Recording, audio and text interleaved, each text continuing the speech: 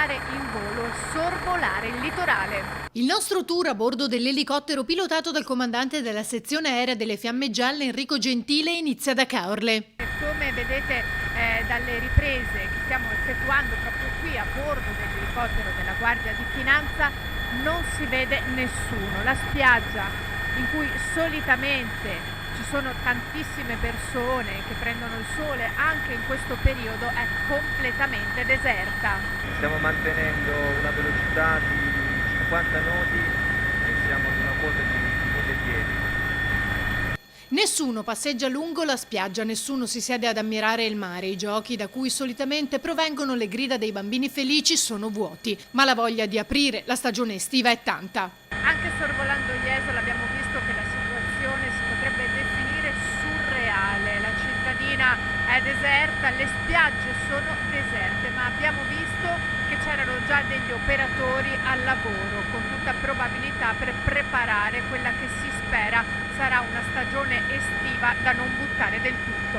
Durante il sorvolo non vengono segnalate particolari criticità né su acqua né su terra, chioggia, lido, tutto nella norma. Nessuna anomalia da rilevare, nessuna segnalazione è stata effettuata.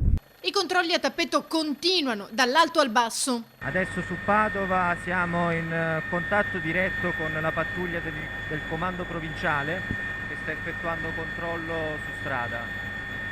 Diamo supporto reciproco. Ovviamente con l'allentamento delle misure restrittive non è, l'attività di controllo ovviamente meno importante rispetto a quella che poteva essere in precedenza, ok? Questo comunque è assolutamente un fattore positivo per tutti e speriamo appunto di poter limitare ancora di più queste situazioni. I controlli saranno intensificati in occasione del 25 aprile e del 1 maggio.